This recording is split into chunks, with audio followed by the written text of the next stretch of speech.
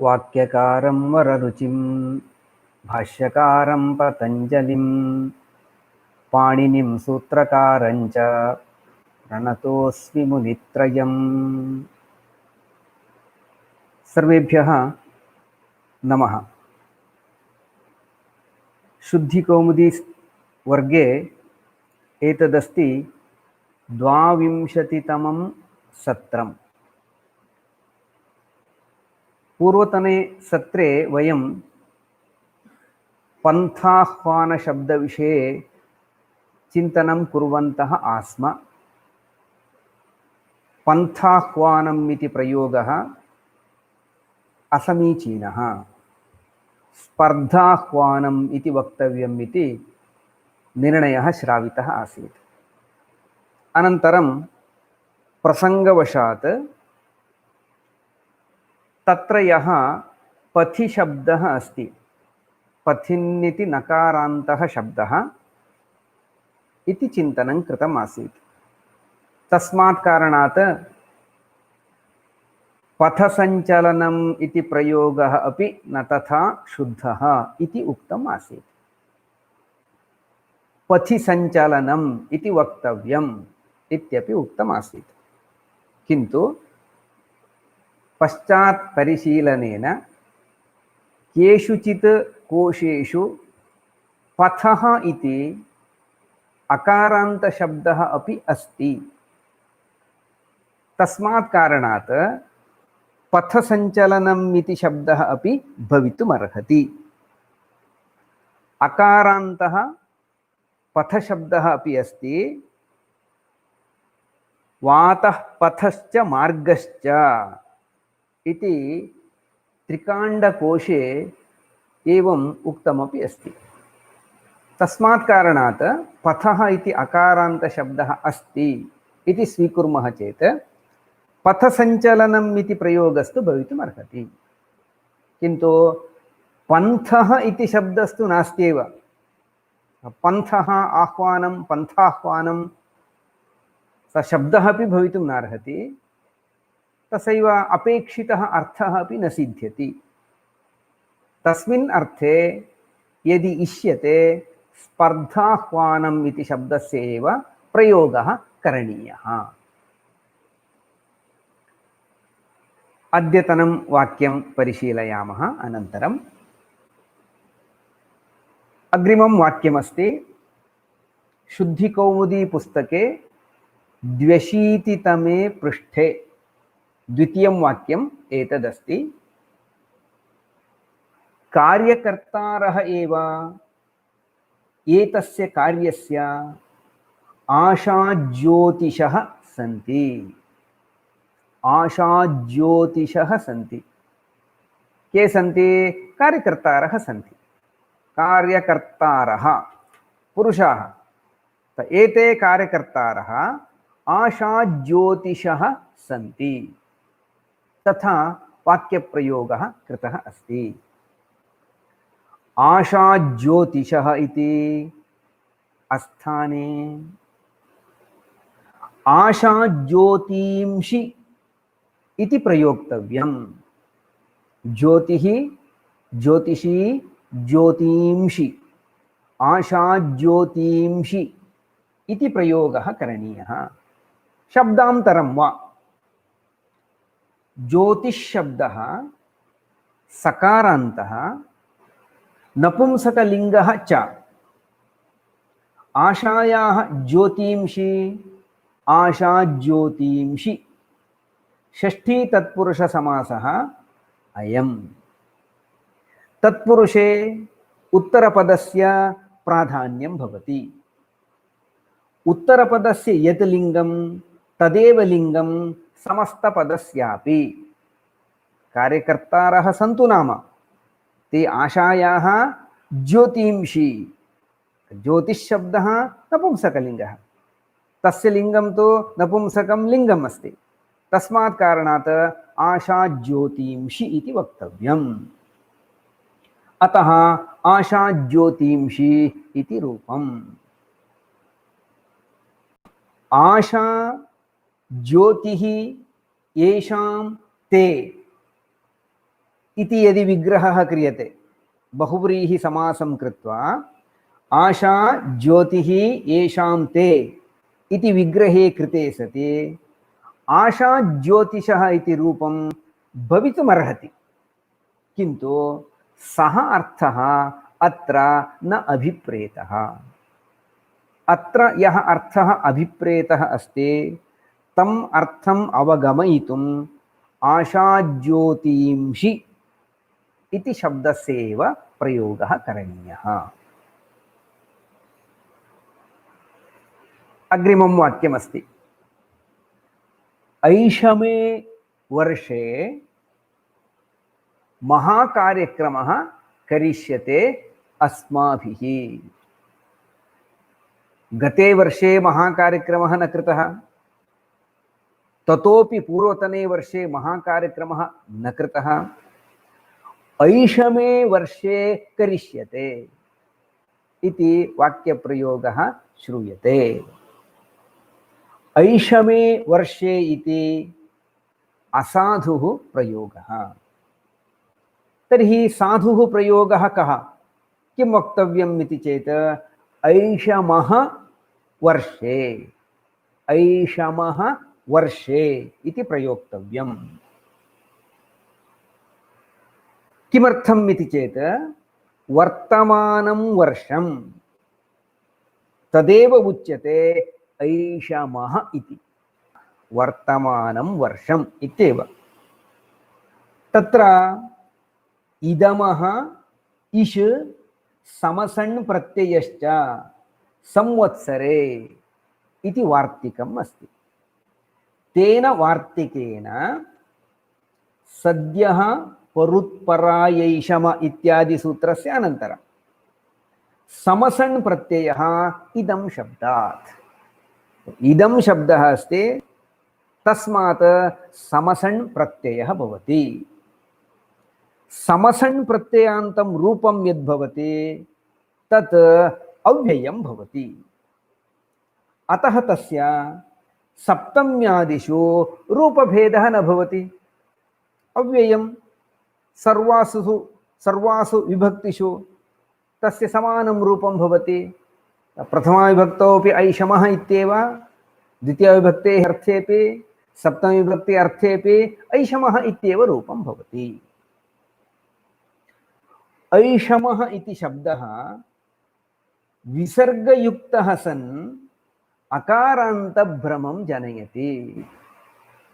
ऐषमे वर्षे इति कश्चन वाक्यप्रयोगं कृतवान् खलु, तस्य भ्रमः कथं सञ्जातः इति चेत् ऐषमे वर्षे, ऐषमः इत्यस्ति, ऐषमः इति प्रथमविभक्तिः, रामः कृष्णः इतिवत्, वर्षे इति तु सप्तमीविभक्तिः अस्ति, अस्यापि सप्तमीविभक्तिः करणीया इति कृत्वा ऐषमे वर्षे इति कश्चन प्रयोगं कृतवान्। किन्तु ऐषमः शब्दः विसर्गयुक्तः सन् अकारान्तभ्रमं जनयति। तस्मात् ऐषमे वर्षे इति प्रयोगः क्रियते क्वचित्। तस्य तु अव्ययत्वात् तादृशः प्रयोगः दुष्यति, तथा प्रयोगः न करणीयः। अन्योपि कश्चन विषयः अत्र स्मर्तव्यः अस्ति। ऐषमः इत्यत्र मूर्धन्यषकारः, तालव्यषकारः नास्ति, मूर्धन्यषकारः अस्ति। ऐषमः इत्यत्र मूर्धन्यषकारः न तु तालव्यः षकारः इत्यपि स्मर्तव्यम्। अतः ऐषमः इति तालव्यषकारसहितं रूपं नास्ति, ऐषमः इति मूर्धन्यषकारसहितं रूपमेव प्रयोक्तव्यम्।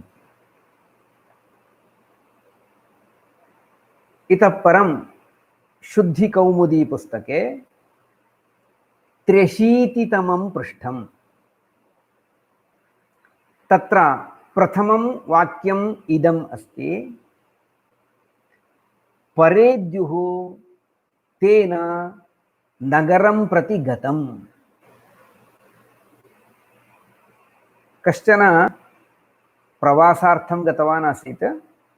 रात्रौ सः ग्रामे शयनं कृतवान्। परेद्युः तेन नगरं प्रति गतम् इति वाक्यप्रयोगः क्रियते। परेद्युः इति अप्रशस्तम्, अशुद्धम् इति न वदति ग्रन्थकारः। सः वदति परेद्युः इति अप्रशस्तम्। तर्हि किं प्रयोक्तव्यम्? परेद्यवि इति प्रयोक्तव्यम्। किमर्थम् इति चेत् परस्मिन् अहनि अन्यस्मिन् दिने इत्यर्थे। परस्मिन् अहनि इत्यर्थे परस्मात् येद्यव्यहनि इति वार्तिकेन परशब्दात् येद्यवि प्रत्यये परेद्यवि इति रूपम्। परशब्दः अस्ति, तस्मात् येद्यवि प्रत्ययः भवति, तदा परेद्यवि इति रूपं सिद्धं भवति। एवं सिद्धं यत् रूपमस्ति एतदस्ति अव्ययम्।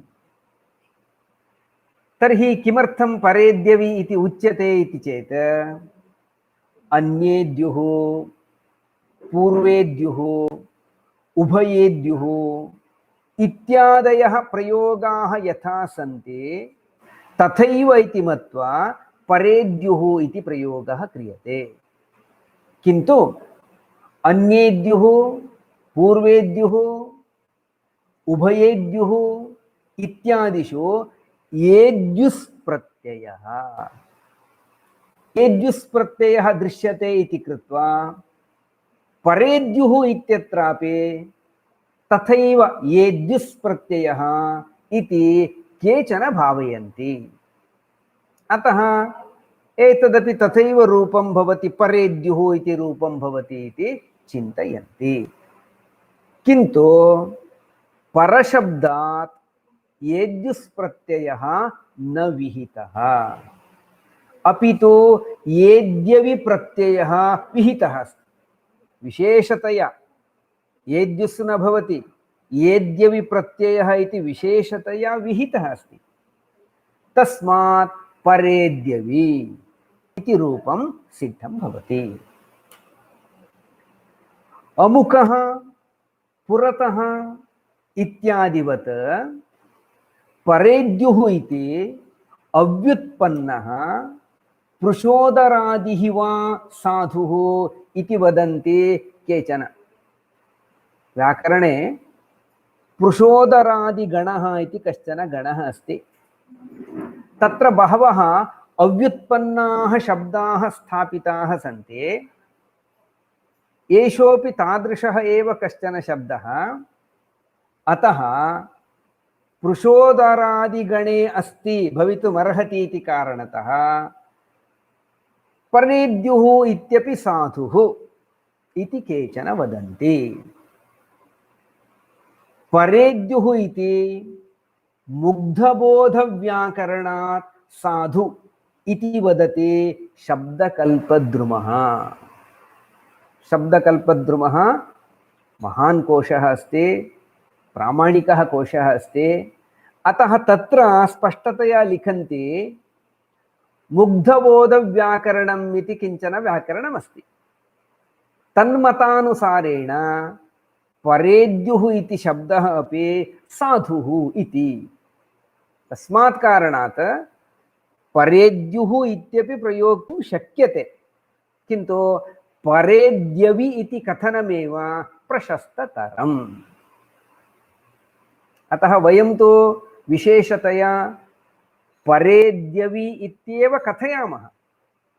कदाचित् कश्चन परेद्युः इति वदति चेत् दोषः एव इति अस्माभिः आग्रहः न करणीयः। परेद्युः इत्यपि साधुः इति मुग्धबोधव्याकरणानुसारेण साधयितुं शक्यमिति शब्दकल्पद्रुमे दर्शितमस्ति इति वक्तुं शक्नुमः। ततः अग्रे वाणिज्ये महत् नष्टं प्राप्य सः खिन्नः।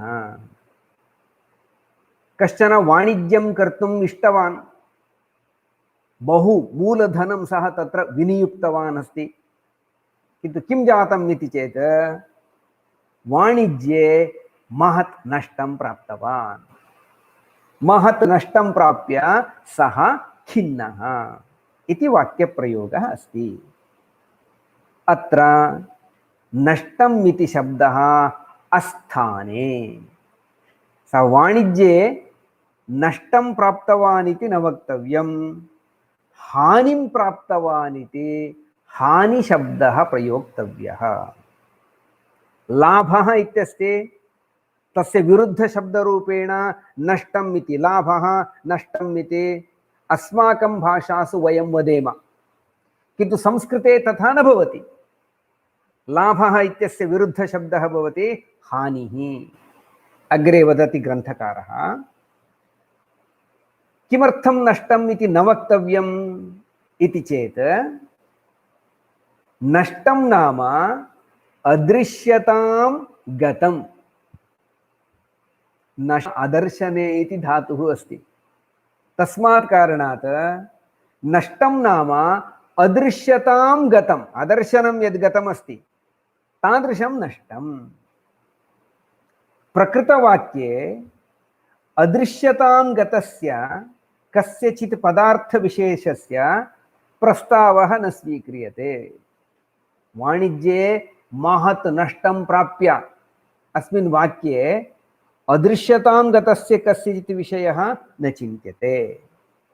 लाभस्य विरुद्धं पदम् इष्यते अत्र, तच्च हानिः इति पदम्। यथा आरम्भे एव मया उक्तं, लाभः इत्यस्य विरुद्धः शब्दः भवति हानिः।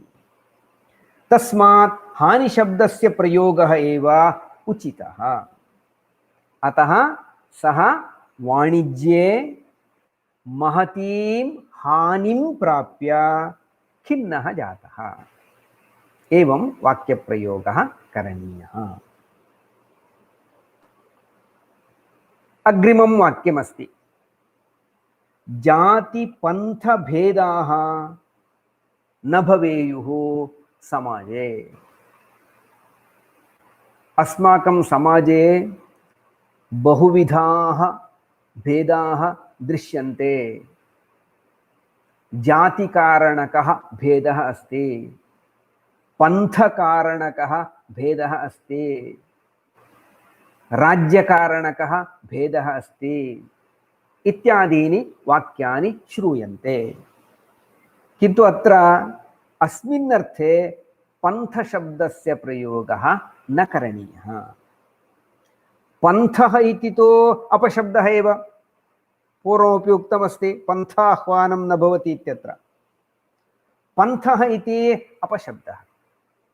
तर्हि जातिपन्थभेदाः इत्यत्र किं वक्तव्यम् इति चेत् उपासनापद्धतिः इति पदान्तरं वा प्रयोक्तव्यम्। अस्माकं समाजे अनेकाः जातयः सन्ति, अनेके पन्थाः सन्ति इति वदन्ति। तथा न वक्तव्यं। तस्मिन् अर्थे अनेकाः उपासनापद्धतयः सन्ति इति प्रयोगः करणीयः। शक्यं चेत् तादृशं शब्दान्तरम् अन्विष्यताम्। तावत्पर्यन्तं तु वयम् उपासनापद्धतिः इति वक्तुं शक्नुमः एव। समाजे उपासनापद्धतयः सन्ति बहवः। तत्कारणतः वैषम्यम् अपि दृश्यते। तद् वैषम्यं न भवेत् समाजे इति वक्त्रा इष्यते वक्तुम्। एतद् वाक्यं यः वदन्नस्ति वक्ता, जातिपन्थभेदाः न भवेयुः समाजे इति यः वदन्नस्ति, तस्य एषः आशयः। प्रादेशिकभाषासु पान्थपन्थादयः शब्दाः उपयुज्यन्ते तदर्थम्। संस्कृते तु तादृशं पदं नास्ति तस्मिन् अर्थे। पान्थशब्दः अस्ति संस्कृतेपि, अतः उपासनापद्धतिः इति पदान्तरं वा प्रयोक्तव्यम्। अग्रिमं वाक्यमस्ति, स च कश्चन प्रामाणिकः पुरुषः। कश्चन पुरुषः अस्ति अस्माकं परिचितः, सर्वकारीयः उद्योगी अस्ति इति चिन्तयामः। सः कदापि अन्यस्मात् उत्कोचं न गृह्णाति, असत्यं न वदति, एवम् अत्यन्तं योग्यः कश्चन पुरुषः अस्ति। तस्य विषये वाक्यप्रयोगः क्रियते, स च कश्चन प्रामाणिकः पुरुषः इति। मातृभाषायाम् एवं प्रयोगः क्रियते। प्रामाणिकः इति प्रयोगः अस्थाने। प्रामाणिकशब्दः अस्ति संस्कृते, सः पुरुषः प्रामाणिकः इति एषः प्रयोगः अस्थाने। तर्हि किं वक्तव्यम् इति चेत्, सः पुरुषः ऋजुः अथवा निष्कपटः इत्यादयः शब्दाः प्रयोक्तव्याः। पदान्तरं वा प्रयोक्तव्यम्, अन्यदपि किमपि पदं प्रयोक्तुं शक्यम्, अन्विष्यतां, लभ्यते चेत् तस्य प्रयोगः क्रियताम्। तर्हि प्रामाणिकशब्दः नास्ति वा, कः अर्थः इति यदि पृच्छ्यते, प्रमाणेन निवृत्तः प्रामाणिकः भवति। शुद्धिकौमुदी पुस्तके अस्मिन् वाक्ये लेखनावसरे प्रामाणेन निर्वृत्तः इत्यस्ति, मुद्रणदोषः। प्रमाणेन निर्वृत्तः प्रामाणिकः भवति इति भवेत्। यत् प्रमाणेन, केनचित् प्रमाणेन तत् निर्वृत्तं साधितं भवति, तद् भवति प्रामाणिकम्। प्रमाणेन निर्वृत्तः प्रामाणिकः भवति।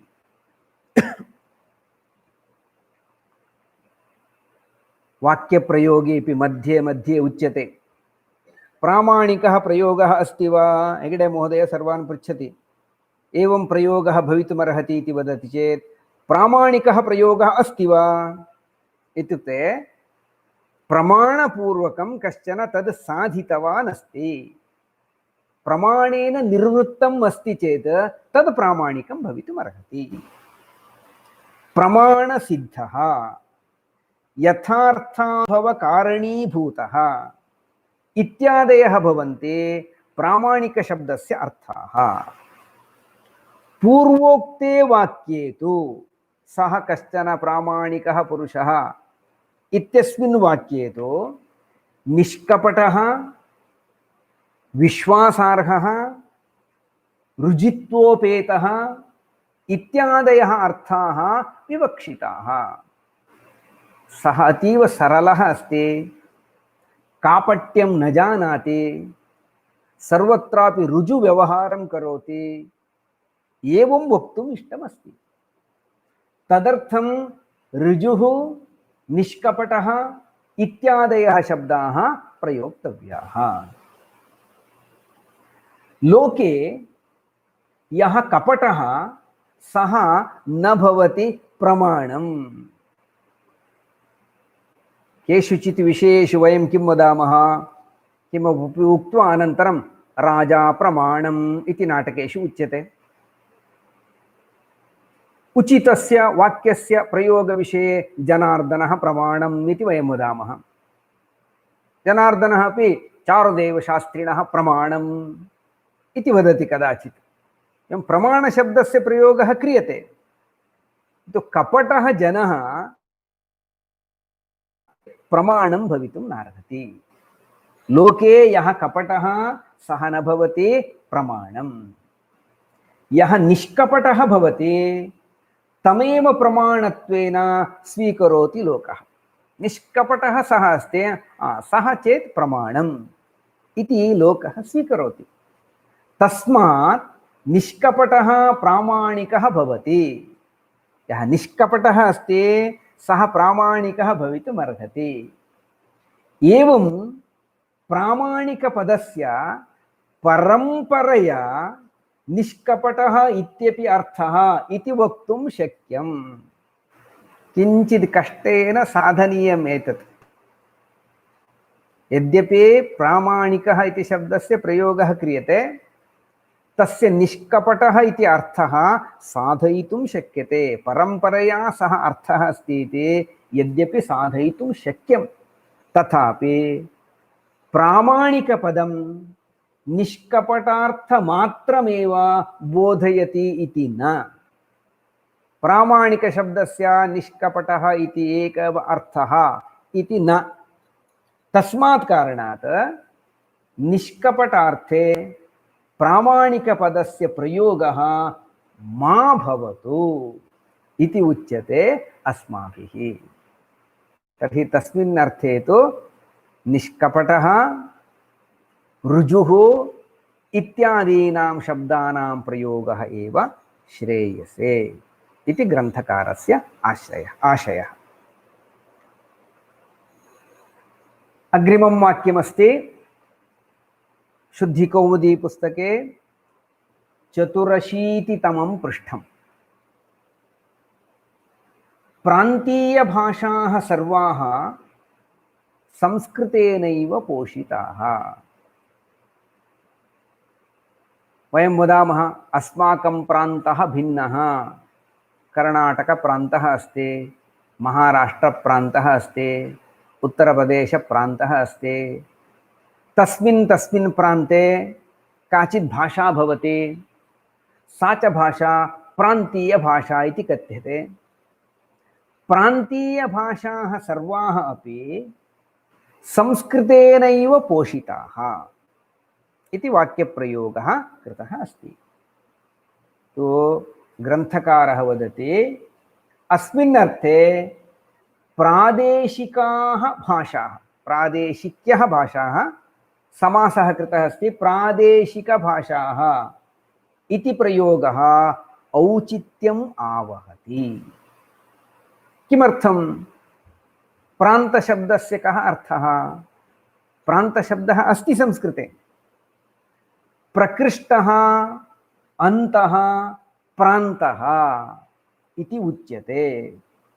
अतः प्रान्तः नाम सीमा इत्यर्थः। राज्यमस्ति, राज्यस्य प्रकृष्टः अन्तः नाम अन्तिमः भागः, सः उच्यते प्रान्तः इत्युच्यते। तस्मात् प्रान्तीयभाषा नाम राज्यस्य सीमाप्रदेशेषु या भाषा भवेत् सा इत्यर्थः सिद्धः भवति।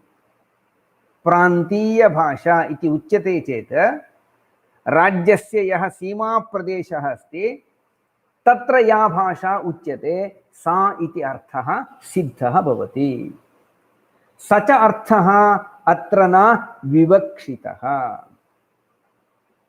विशाले प्रदेशे नाम राज्ये याः भवन्ति ताः इत्यर्थः विवक्षितः अत्र।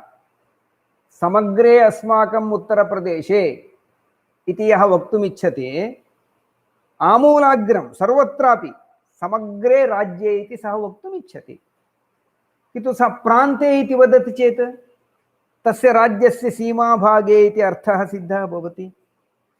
तस्मात् कारणात् प्रादेशिकभाषा इति शब्दप्रयोगः वरम्। चारुदेवशास्त्रिणः अपि स्वस्य वाग्व्यवहारादर्शग्रन्थे एतमेव आशयम् असकृत् प्रकटितवन्तः दृश्यन्ते। तो बहोः कालात् सर्वत्रापि राज्यम् इत्यर्थे प्रान्तशब्दस्य प्रयोगः क्रियमाणः अस्ति। कर्णाटकप्रान्ते, महाराष्ट्रप्रान्ते, केरलप्रान्ते, वङ्गप्रान्ते इत्यादि प्रयोगः क्रियमाणः अस्ति। कुत्रापि प्राचीनः प्रयोगः दृश्यते वा, प्रामाणिकः प्रयोगः दृश्यते वा इति संशोधनविषयः कश्चन अस्ति, अपेक्षापि अस्ति। तस्मिन्नर्थे प्रान्तशब्दस्य प्रयोगः एव न करणीयः इति कथनं तु समीचीनं, किन्तु कुत्रापि तादृशः प्रयोगः अस्ति वा इति सर्वैरपि अस्माभिः अन्वेषणं कर्तव्यं। यदि अस्ति महत् सौविध्यं सिद्धं भवति, अन्यथा तो ग्रन्थकारस्य आशयानुसारं तत्रापि राज्यम् इति शब्दस्य एव प्रयोगः करणीयः भविष्यति। चिन्तयामः अग्रे। अग्रिमं वाक्यमस्ति, बालकाः अङ्गणे क्रीडन्ति। अङ्गणे क्रीडन्ति। अङ्गणे तत्र अङ्गणशब्दः प्रयुक्तः अस्ति। टकारस्य पञ्चमः, टवर्गस्य पञ्चमः वर्णः णकारः यत्र अस्ति तद्रूपं प्रयुक्तमस्ति अङ्गणे। बालकाः अङ्गणे क्रीडन्ति। तदा अस्माकं मनसि प्रश्नः उत्पन्नः भवति, अङ्गणं नकारः कथम् आगतः? किन्तु ग्रन्थकारः लिखति अङ्गणे इति नत्वोपेतं रूपं प्रयोग अनर्हं न। नत्वसहितं रूपमपि प्रयोगार्हमेव। कथम् इति चेत् अङ्गणम् इत्यत्र गत्यर्थकः अगिधातुः, अगिगतौ इति धातुः अस्ति। तस्य अधिकरणे लुट् प्रत्ययः करणाधिकरणयोश्च इति सूत्रेण अगिधातुः लुट् प्रत्ययः अत्र नत्वं न भवति इति केचन वदन्ति। अतः अङ्गनम् अगिधातुः लुट् प्रत्ययः, तत्र यु इत्यस्य अनादेशः, अतः अङ्गनम् इति रूपं सिद्धं भवति इति केचन। किन्तु अत्र तु प्रयोगः कृतः अस्ति अङ्गणम् इति प्रयोगः कृतः अस्ति। किन्तु नत्वोपेतं रूपं सर्वथा असाधु न। अमरकोशस्य सुधा व्याख्याने उच्यते अङ्गणम् इति पाठेतु पृषोदरादिः इति। इदमिदानीं पृषोदरादिगणविषये किञ्चित् उक्तमस्ति। केचन शब्दाः तत्र स्थापिताः सन्ति, भवितुमर्हति। तत्रैव टिप्पण्यां पृषोदरादिगणे तस्य प्रवेशं निराकृतवतां वादं खण्डयित्वा केचन अङ्गणशब्दस्य पृषोदरादिगणे पातनं न इच्छन्ति। केचन स्थापनं ते खण्डयन्ति। खण्डयन्तः ते यं वादं कृतवन्तः तं वादं खण्डयित्वा सुधा व्याख्यानकारः सोदाहरणं पुनः प्रतिपादयति। अतः खण्डयित्वा तेन सोदाहरणं प्रतिपादितं यत् अङ्गणशब्दः पृषोदरादिगणे प्रवेशम् अर्हति एव इति। अतः नत्वोपेतं रूपम् अपि अङ्गणम् इति रूपं साधु एव। आरम्भे नत्वस्य विषयः यदा आरब्धः कुत्रचित् सहजतया नकारः आगतः भवति इत्युक्त्वा तस्य उदाहरणत्वेन अङ्गणशब्दः दर्शितः आसीत्। किमर्थमिति चेत् अन्यत्र सर्वत्र नत्वं भवेत् इत्युक्ते निमित्तं भवेत्। नत्वस्य निमित्तं तु अस्ति रकारः वा ऋकारः वा षकारः वा। अङ्गणम् इत्यत्र तत् किमपि नास्ति, तथापि नकारः अस्ति, सः सहजः नकारः इत्युक्तम् आसीत्। अतः इदानीं तु अङ्गणम् इति प्रयोक्तुं शक्यं, प्रामाणिकः प्रयोगः अपि दृश्यते, तस्मात् निस्सङ्कोचम् अङ्गणशब्दस्य प्रयोगं कर्तुं शक्नुमः। अङ्गनशब्दोऽपि अस्ति, अङ्गनवेदी इति कुत्रापि सुभाषिते अस्ति अङ्गनवेदी, अङ्गनशब्दोऽपि अस्ति, अङ्गणशब्दोऽपि अस्ति। अतः अस्माभिः सम्यक् ज्ञातव्यं, द्वयमपि अस्ति, अङ्गनमपि भवितुमर्हति, अङ्गणम् अपि भवितुमर्हति इति ज्ञातव्यम्। अग्रिमं वाक्यमस्ति, अद्य समाजस्य परिस्थितिः शोचनीया अस्ति। वाक्यम् अत्यन्तं योग्यमस्ति, कालसङ्गतम् अस्ति इदं वाक्यम्। अद्य समाजस्य परिस्थितिः शोचनीया अस्ति। अत्र परिस्थितिः इति शब्दः प्रयुक्तः अस्ति। केचन वदन्ति परिस्थितिः इति शब्दः भवितुं नार्हति, तस्य प्रयोगः अनुचितः इति केचन वदन्ति। किन्तु परिस्थितिः इति प्रयोगः समर्थन अर्हः एव। परिस्थितिः इति शब्दस्य साधुत्वं समर्थयितुं शक्यते एव। कथम् इति चेत् अत्र परि इति उपसर्गः, गतिनिवृत्त्यर्थः ष्ठा धातुः। परि उपसर्गः, ष्ठा गतिनिवृत्तौ इति धातुः, परि ष्ठा इति स्थितमस्ति, क्तिन् प्रत्ययः, तस्मात् परिस्थितिः इति रूपं सिद्धम् अभवत्। परि इत्येतस्मिन् उपसर्गे स्थितात् निमित्तात् परस्य ष्ठाधातु संबद्धस्य सकारस्य षत्वं स्यात्।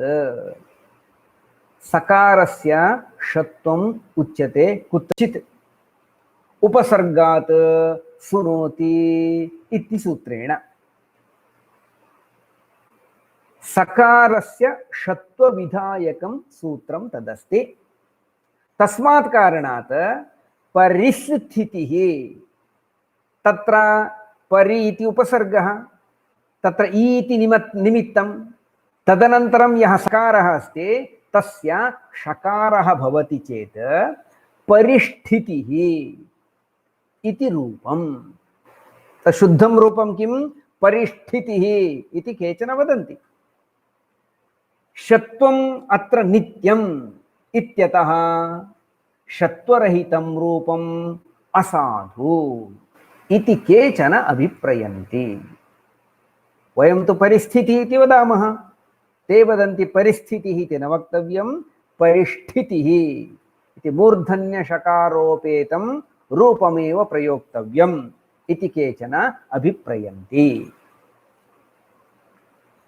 परि इत्यस्य स्थाक्रियया यदि योगः उच्यते तदा एव एषः षत्वस्य प्रसङ्गः। यदि परिगता स्थितिः इति विवरणम् उक्त्वा परि इत्यस्य गम् धातुना सम्बन्धः उच्यते न तु ष्ठा धातुना, तदा तु षत्वं न भवति। वयमेकम् उपायम् आश्रयामः अत्र। परि इति उपसर्गः सत्यमेव, अनन्तरं ष्ठा धातुः अस्ति सत्यमेव, किन्तु अस्य विग्रहवाक्यं कथम् इति चेत् परिगता स्थितिः परिस्थितिः। अतः उपसर्गस्य मध्ये यः गम् धातुः अस्ति, गम् धातुना सह अन्वयः, साक्षात् ष्ठाधातुना सह अन्वयः नास्ति। तथा अन्वयः अस्ति चेदेव सकारस्य षकारः वक्तव्यः भवति।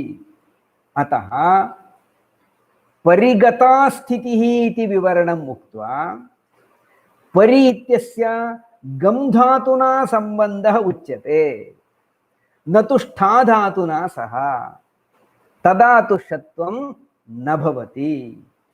एवं गम धातोः प्रश्लेषः क्रियते अत्र। प्रश्लिष्टम् इति गम धातुः, तस्य प्रश्लेषः क्रियते, तस्मात् कारणात् अत्र षत्वं न इति वयं वदामः।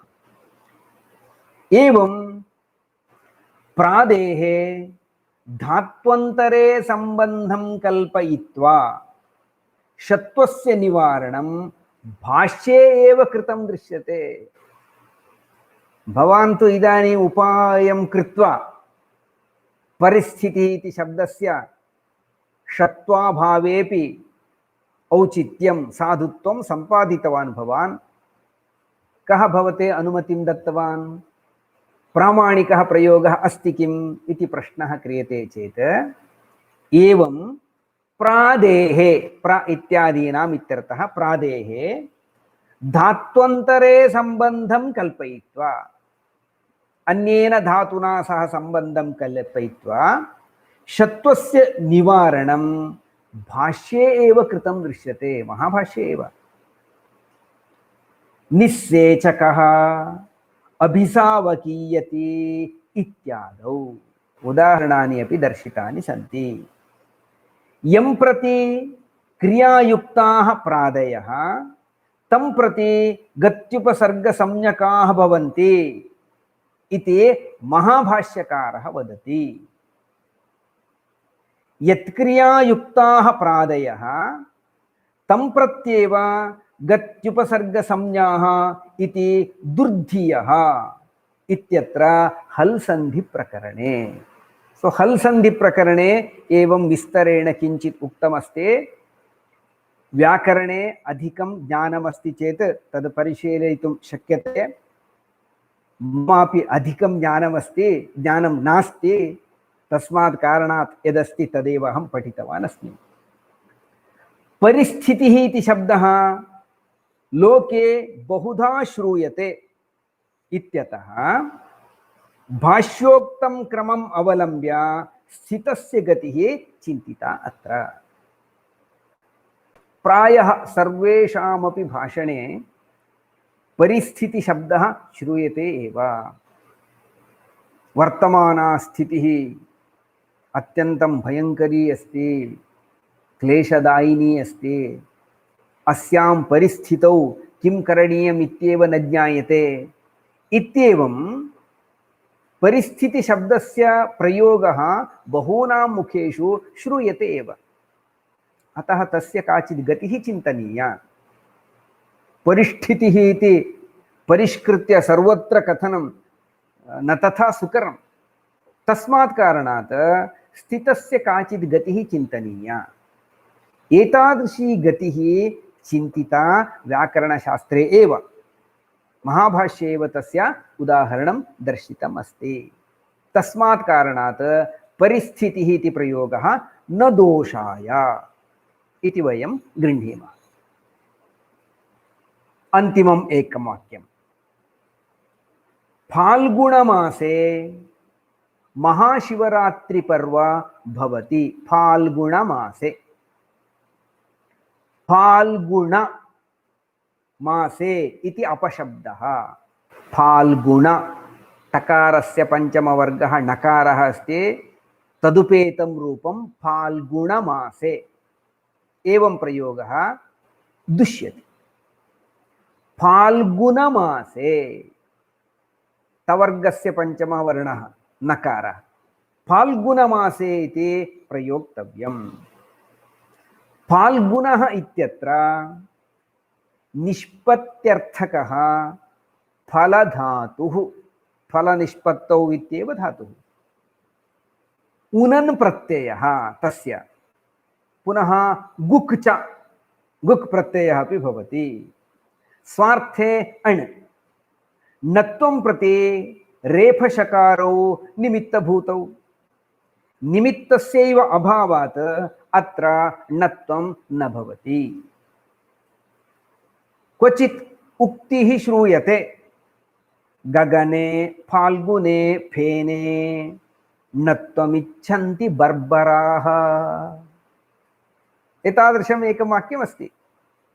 ये बर्बराः सन्ति, बर्बराः नाम के इति चेत् पामराः, नीचाः, व्याकरणशास्त्रं न जानन्ति तादृशाः पामराः गगने फाल्गुने फेने अपि नत्वमिच्छन्ति। तेषां भाषणे गगणे इति ते वदन्ति, तथैव फाल्गुणे इति वदन्ति, फेणे इति वदन्ति। तत्र सर्वत्रापि नत्वम् इच्छन्ति, किन्तु ते के इति चेत् पामराः अथवा बर्बराः। तस्मात् कारणात् वयं तु बर्बराः न स्मः, अस्माभिस्तु फाल्गुनः मासः इति नत्वरहितं रूपमेव प्रयोक्तव्यम्। तस्मात् फाल्गुनः इत्यत्र न नत्वम्। अस्माभिः फाल्गुनमासः तथैव गगनं फेनम् इत्यादि नत्वरहितं रूपमेव प्रयोक्तव्यम्। नमो नमः।